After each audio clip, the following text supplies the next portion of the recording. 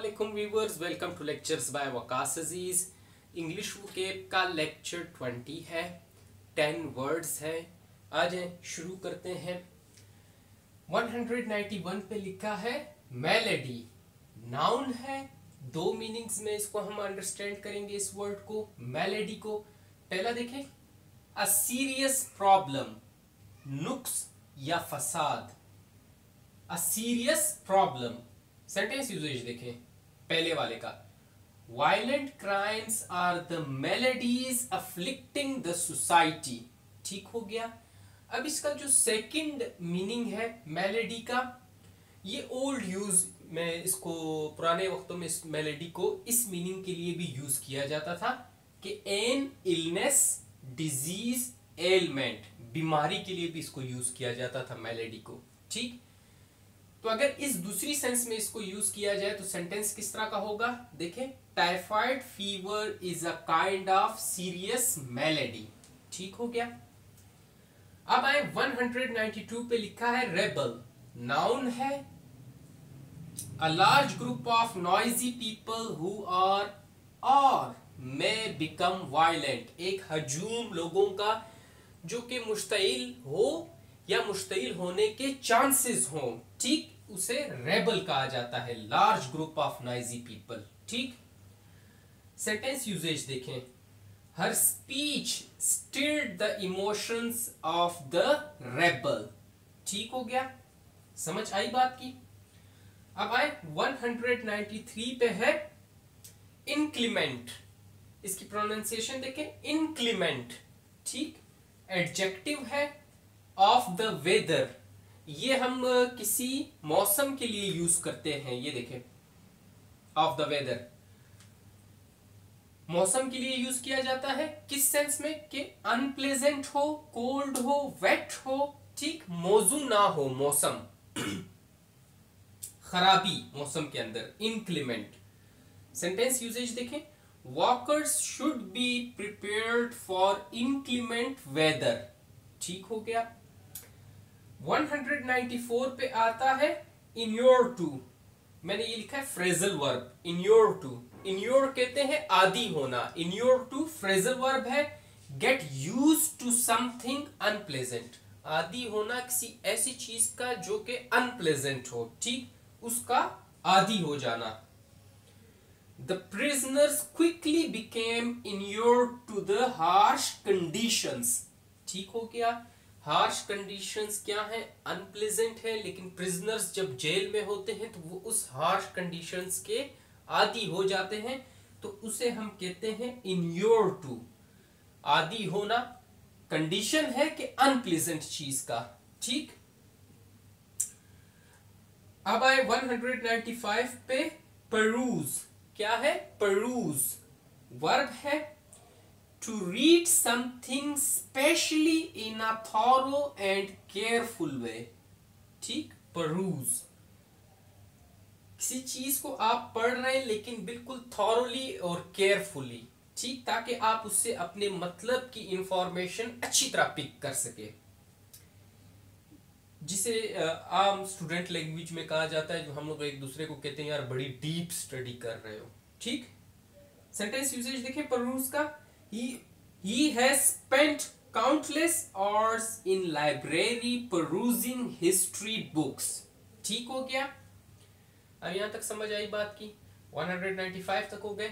मैं इरेज करके बाकी लिख देता हूं, इन्हें नोट कर लें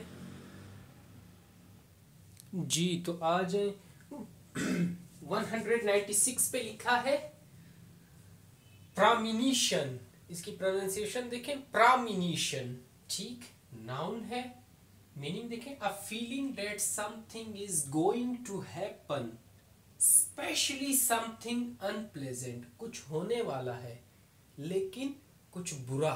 ठीक, पेश आगाही। He had a premonition that he would never see her again। ठीक हो गया। 197 पे आता है डिजिस्ट। इसका जो पहला एस है उसको आपने जेड की उसमें प्रोनाउंस करना है, दूसरे को एस की। डिजिस्ट। ठीक, वर्ब है टू स्टॉप डूइंग समथिंग, बंद करना, रुक जाना, कोई काम कर रहे हैं तो उसको बंद कर देना, ठीक। मीनिंग देखें, टू स्टॉप डूइंग समथिंग। इसका सेंटेंस यूजेज देखें, the soldiers have been ordered to desist from firing their guns. ठीक हो गया, उन्हें ऑर्डर दिया गया कि आप बंद करें गन्स को फायर करना, डिजिस्ट, ठीक। 198 पे आता है रिकॉइल, नाउन है। रिकॉइल को हम नाउन की सेंस में भी देखते हैं, वर्ब की सेंस में भी देखते हैं। जो पहला मैंने लिखा हुआ है नाउन की सेंस में, इसको जरा समझें। A sudden movement backwards, especially of a gun when it is fired. जब आप गन को फायर करते हैं तो क्या है, एक झटका लगता है, बंदा पीछे की तरफ मूव करता है, ठीक। पीछे हटना, ये नाउन की सेंस में जब इसे आप यूज करें तो सेंटेंस यूजेज इसका देखें। नाउन की सेंस में, the recoil was so violent that it almost tore the weapon from his grasp, ठीक। समझ आ गई यहां तक।